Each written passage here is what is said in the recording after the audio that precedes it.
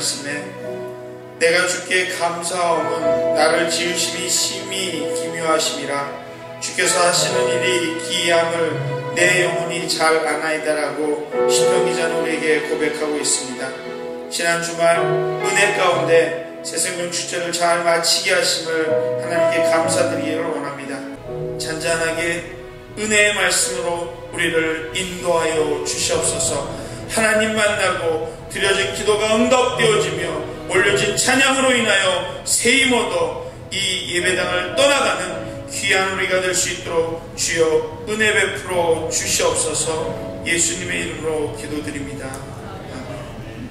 로마서 1장 1절 말씀을 함께 봉독할 때 하나님께서 우리에게 주신 계시의 말씀으로 받기를 원합니다. 말씀이 한 절이기 때문에 함께 한 목소리로 봉독하겠습니다.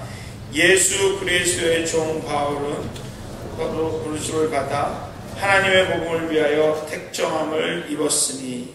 오늘 담임 목사님 나오셔서 나는 누구인가 라는 제목으로 말씀 전해주시겠습니다. 새롭게 시작하는 로마서 위에 하나님의 큰 축복이 함께하길 주님의 이름으로 간절히 소원합니다. 우리는 지난 3일 동안 강영호 박사님을 모시고 참 은혜를 많이 받았습니다. 저도 강영호 박사님의 말씀을 들으면서 참 많은 은혜를 받았고요. 그 중에 하나 제 가슴속에 이렇게 다가오는 것이 있었는데 그것은 뭐냐면 말씀에 대한 절대 복종이라는 단어였습니다. 저도 강영호 박사님처럼 신명기 28장 1절 말씀을 1999년 윌리엄 캐리 게스트하우스에서 그 말씀을 제가 받았습니다. 그 말씀을 받으면서 정말 상대평가가 아니라 절대평가의 입장에서 왜 하나님께서는 강영호 박사님을 저렇게 세계적인 인물로 만드셨을까? 그런 생각을 많이 하게 되었습니다. 신명기 28장 1절 말씀의 핵심은 뭐냐면 하나님의 말씀을 삼가 듣고 그 말씀을 지켜 행하라는 것입니다. 그러면 내가 너를 세계 모든 민족 위에 뛰어나게 하실 것이라는 것이 핵심적인 말씀인데요. 강영호 박사님을 보니까 정말 하나님의 말씀을 듣는 거에서 끝나지 않고 그 말씀대로 살기 위하여 자신의 모든 사람의 진력을 다했던 모습을 볼 수 있었습니다. 그리고 그렇게 하나님의 말씀에 순종해 갔던 모습의 삶들이 모여져서 박사님의 인생의 가치관을 만들고 그 가치관들이 쌓여져서 하나님께서는 강영호 박사님뿐만 아니라 그 자녀들까지도 그렇게 시대적인 인물로 빚어가지 않았나라는 생각을 하게 되었습니다. 그렇게 생각한 결정적인 이유 중에 하나는 말씀을 통해서도 그런 생각을 하게 되었지만 지난 3일 동안 강영호 박사님을 모시면서 식사하는 것 외에는 늘 호텔에 계셨습니다. 대개 이렇게 강사님들이 모시면 만나야 사람도 많이 계시고 또 그리고 여러 가지 해야 될 일들도 있고 그런 상황들을 종종 이렇게 보게 되는데 식사하시고 호텔에 딱 들어가시면 저희가 몇 시에 오겠습니다. 그럼 그때 이렇게 뵙는 겁니다. 전에 제가 그 조용기 목사님의 집회를 한번 섬기면서 조용기 목사님을 왜 하나님이 쓰셨을까 이런 생각을 한 적이 있습니다. 근데 조용기 목사님께서 하루에 3시간씩 기도하신다고 그때 하셨어요. 제 생각에 정말 하루에 3시간씩 기도하나 집회에 모이셨어요. 이런 생각을 했습니다. 근데 저녁을 딱 금식을 하시더라고요. 네? 저녁 금식하고 딱 그 시간만큼은 집회 시간만큼 기도하시더라고요. 집회가 3시간이면 3시간 전에 기도하셔서 3시간 동안 4시간 집회가 있으면 4시간 풀리 기도하십니다. 이런 모습들이 저에게 강하게 이렇게 다가왔습니다. 그러면서 제가 한 가지 결단한 것은 은혜 받는 것도 참 중요한데 절대로 은혜 받는 데서 그쳐서는 안 된다는 거예요. 그 은혜가 우리의 삶이 되어야 되는 것입니다.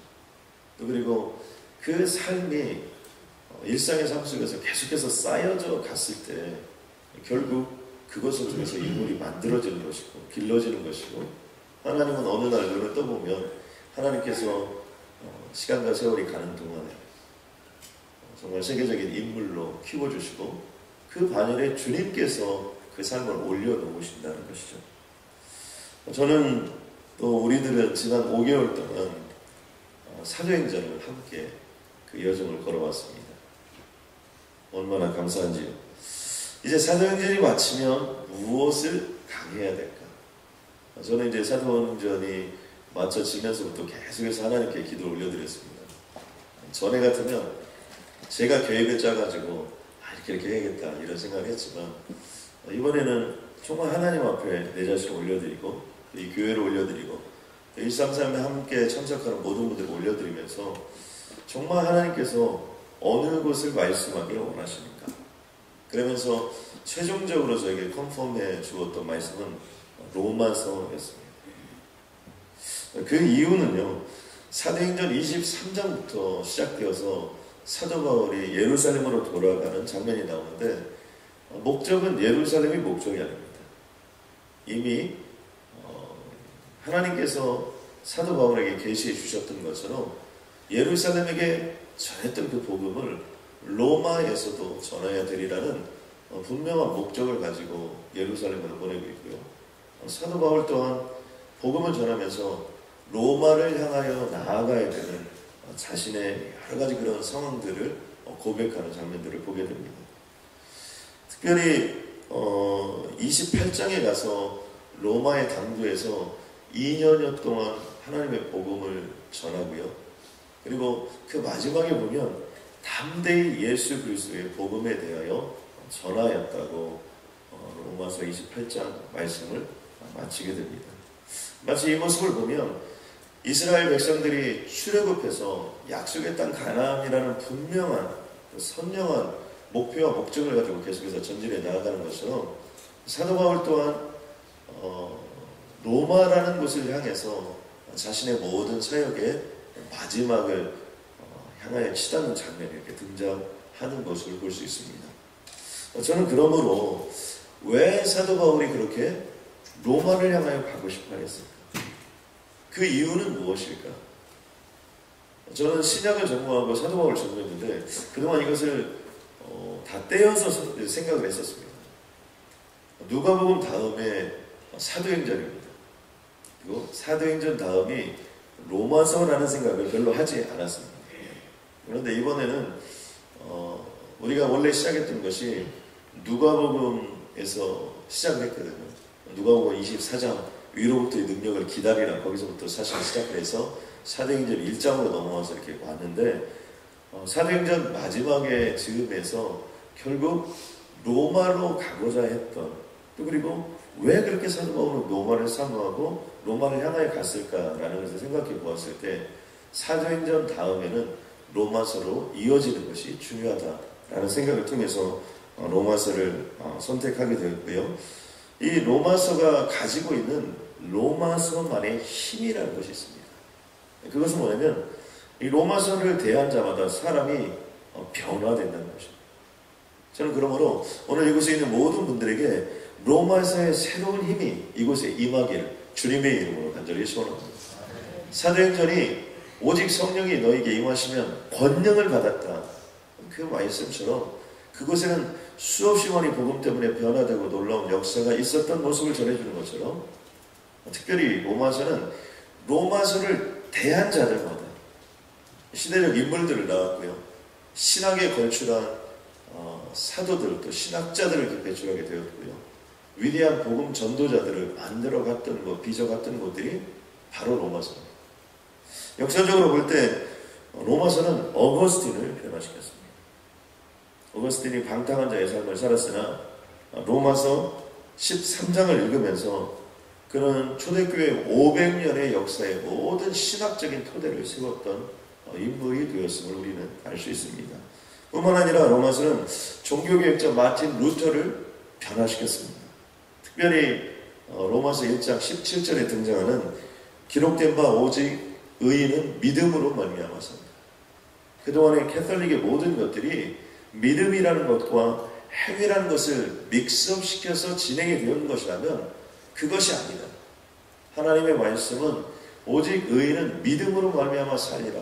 그러므로 믿음이 모든 선행이나 구원보다 앞서는 것이며 구원받은 자로서의 행위가 따르는 것이지 그것이 구원의 전제조건이 될 수 없다. 사실은 대명제가 됐죠. 바로 이 역사의 시작도 사실은 로마서를 통하여 이룩되어지는 것입니다. 뿐만 아니라 저희 장로교의 역사와 전통을 따라가고 있는데요.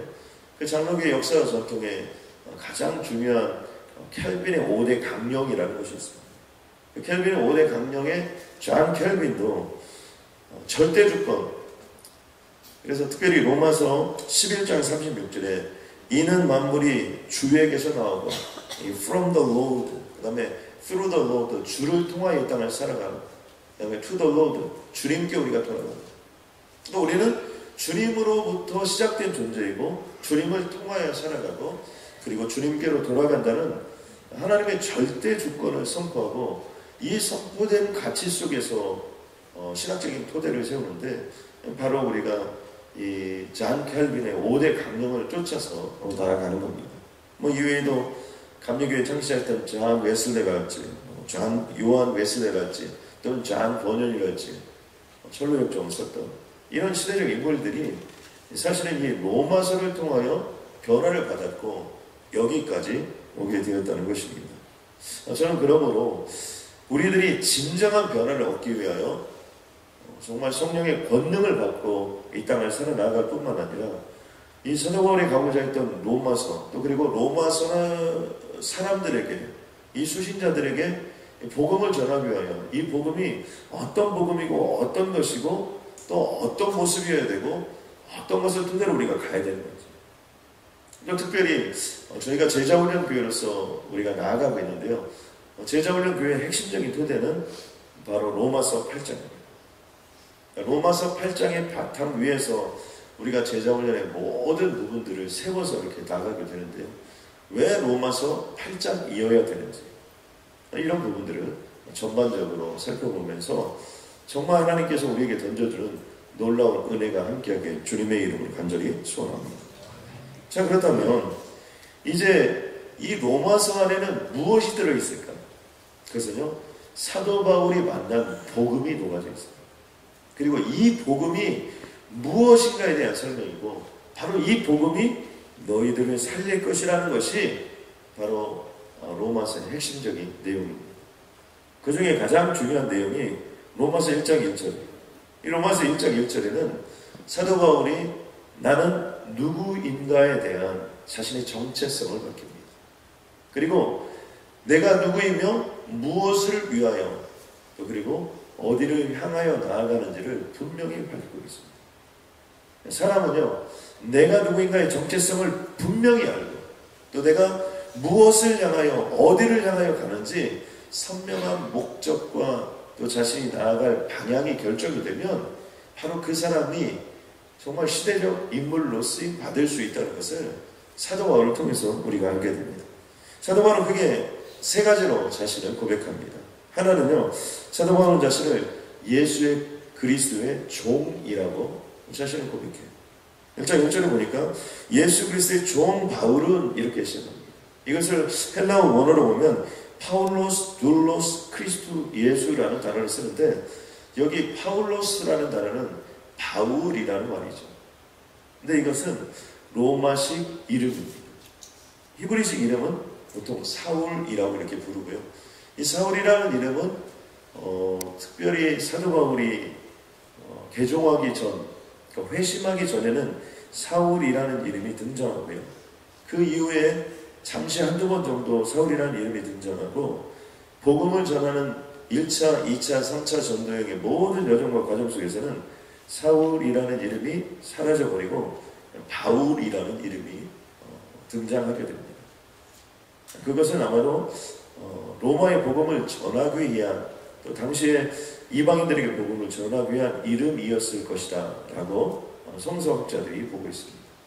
그런데 이 파울로스라는 단어의 그 기원을 좀 살펴보면요, 그 어근이 라틴어가 파우스라는 단어부터 시작합니다. 그런데 이 파우스라는 단어의 뜻이 뭐냐면 모든 것들을 포기하다, 내려놓다 이런 의미가 거기에 있어요. 사도 바울은 예수 그리스도를 만나고 사실 자신이 로마의 시민권을 가지고 있었다는 것, 가말리엘의 문화에서 공부를 했다는 것, 또 그리고 정말 유대인 중에서도 정말 바리새인 중에 바리새인으로 철저히 하나님을 섬겼던 모든 것들을 다 배설물로 여겼다라고 자신을 고백하고 있는 것처럼, 이 의미는 무엇이냐면 파울로스, 즉 바울이라는 의미는 자신의 모든 삶을 다 내려놓고 주님의 이름으로 나아갔다는 의미가 거기에 있는 거고요. 그 의미로서 그는 둘로스라는 종이라는 단어로 설명을 한다는 겁니다. 종은 그 특징이요, 주인에게 절대 복종한다는 거예요. 그러니까 단순히 사도 바울이 자기 자신을 고백하고 있는 것이 아닙니다.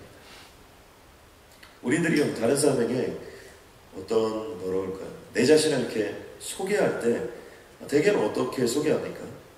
무엇인가 드러나는 것을 소개를 합니다. 또 무엇인가 내세우고 싶은 것으로 자기 자신을 소개합니다.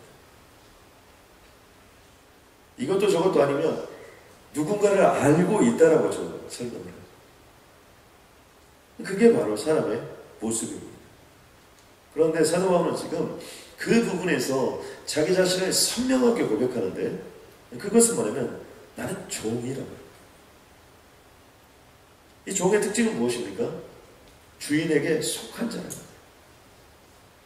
주인이 가자면 가는 거고, 서라면 서는 거고, 하자면 하는 거고, 멈추라면 멈추는.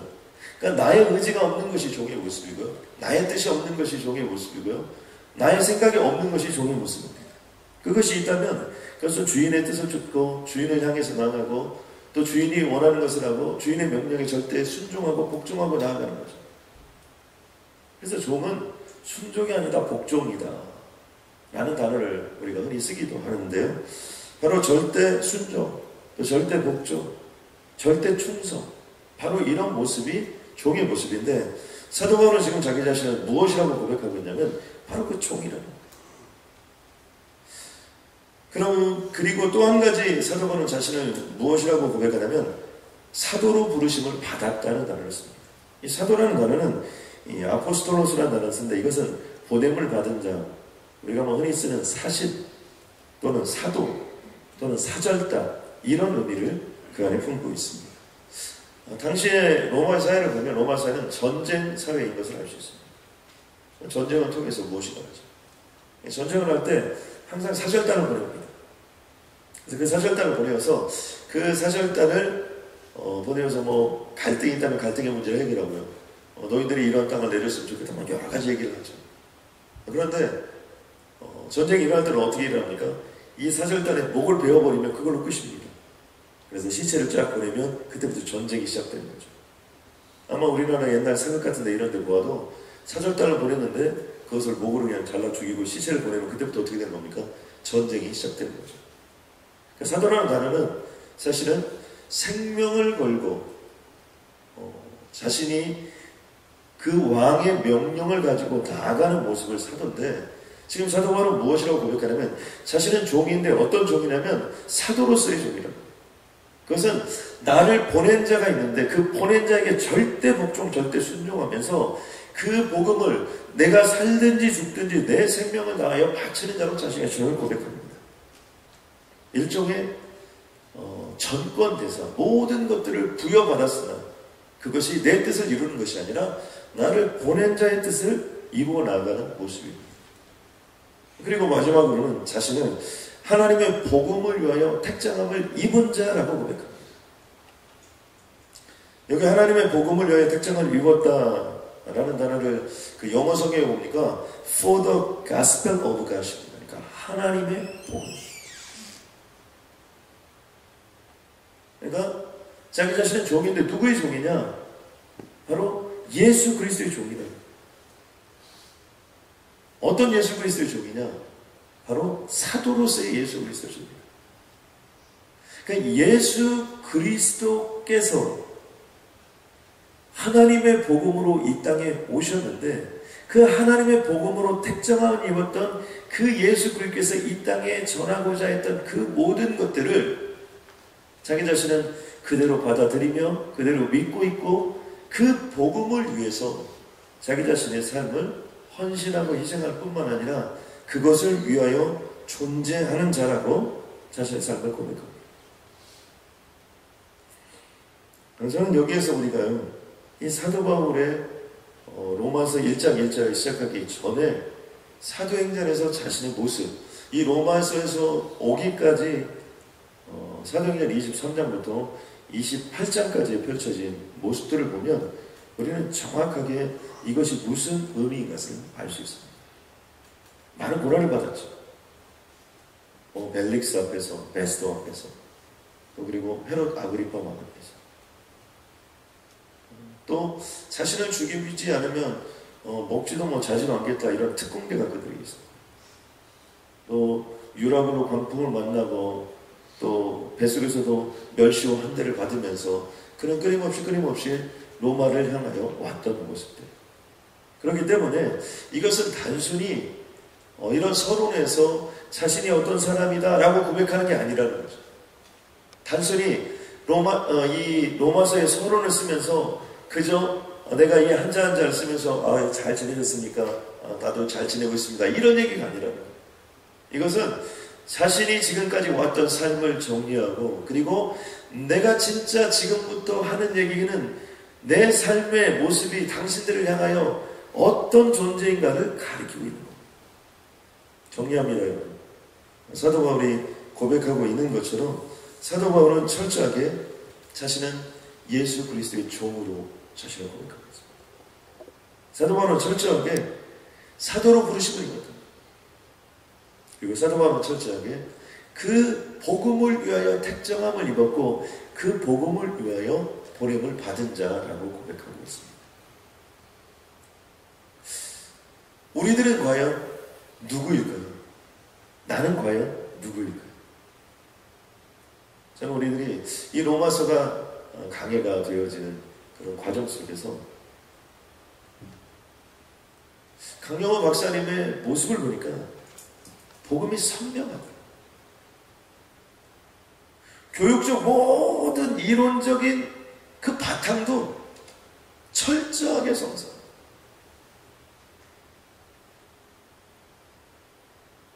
미국이라는 나라는 건국 이념 자체가 철저하게 성서 위에서 세워졌다. 필립스 아카데미, 하버드, 본인이 그런 학교를 이야기하는 것은 그 학교가 유명하기 때문이 아니라 바로 그 학교가 그런 건학의 그런 분명한 뿌리를 가지고 있었기 때문에 100년이 가고 200년이 가도 그 뿌리가 흔들리지 않고 간다. 필립스 아카데미가 세워진 지 200년의 역사가 있고 하버드가 세워진 지 100여 년 이상의 역사가 있고 바로 그런데 그것이 무엇을 바탕으로 세워졌느냐에 따라서 바로 그 생명력이 결정된다는 얘기를 하고 싶었던 거예요. 마찬가지로 왜 사도 바울이냐 지금도 왜 지금까지도 로마서냐 바로 그것은 선명한 복음 그리고 그 선명한 복음을 향하여 자신의 삶을 어떻게 사는가를 이미 결정하고 나아갔기 때문에 우리도 또 마찬가지입니다. 우리가 오늘은 A라는 곳에서 내일은 B라는 곳에서 또 그 어느 날은 C라는 곳에서 어느 장소, 어느 환경, 어느 여건 가운데 우리는 존귀할 수 있습니다. 그러나 가장 중요한 것은 무엇입니까? 나는 내가 무엇이냐는 정체성. 나는 무엇을 위해 살고 어디를 가느냐는 자신의 정체성이 분명히 그리고 삶의 목적이 선명하게 결정된 자는 100년이 가도 200년이 가도 사도 바울처럼 1000년이 가고 2000년이 가도 그 삶은 영원히 살아있게 된다는 거죠. 저는 우리들이 이 로마서를 통하여 다시 한번 나는 누구이며 나는 무엇을 위해 살며 어디로 가고 있는가를 결정하고 남은 인생 가운데 우리가 부족하지만 연약하지만 정말 사도 바울처럼 1000년이 가고 2000년이 가도 우리의 삶에 살았던 흔적들이 남는 그러한 인생들이 되시길 주님의 이름으로 간절히 소원합니다. 아멘입니까? 우리는 이제 오늘부터 이렇게 기도하면서 사도 바울의 그 복음을 위한 꿈을 꾸고 그 복음이 온 세상에 전파되는 예수 그리스도의 꿈이 사도 바울의 꿈이 됐고 그 사도 바울의 꿈이 결국 오늘날까지 이르게 되었던 것처럼 나의 삶 속에서도 그러한 역사가 함께하길 간절히 소원합니다. 하나님, 오늘부터 내 인생이 사도로서 이 남은 생애를 살아가길 주님의 이름으로 간절히 소원합니다. 예수 그리스도의 천권대사로서 살아갈 수 있도록 주님 도와주시옵고, 때로는 그 복음을 전하다가 어떤 어려움이 오도, 때로는 그 복음을 전하다가 생명을 잃는 한이 있어도 하나님, 나는 예수 그리스도의 사도요 예수 그리스도의 전권대사로서 남은 인생을 살아갈 수 있도록 우리를 인도하여 주옵소서. 하나님, 나는 하나님의 복음을 위하여 택정함을 입은 자라고 이 시간 고백하오니 사나 죽으나 나를 통하여 하나님이 복음이 전해지는 선명한 삶으로 나의 갈 길을 인도하여 주옵소서. 하나님, 사도 바울이 고백했던 것처럼 내가 이미 예수 그리스도와 함께 십자가에 못 박혀 죽은 자요, 내가 사는 것은 그 부활의 주님과 함께 다시 산 자임을 고백하오니 하나님, 이 복음이 흔들리지 않고 영원토록 주님 오실 때까지 내 삶 속에서 지속되어 하나님의 복음으로 쓰임받게 도와주옵소서. 하나님, 월요일로입니다. 오늘 이 시간부터 시작해서 월, 화, 수, 목, 금 한 주간 지켜주시고 보호하여 주셨다가 정말 하나님의 영광을 체험하고 능력을 체험하고 하나님의 복음의 역사를 체험할 수 있는 한 주간 되게 하여 주시옵소서. 예수님의 이름으로 기도드렸습니다.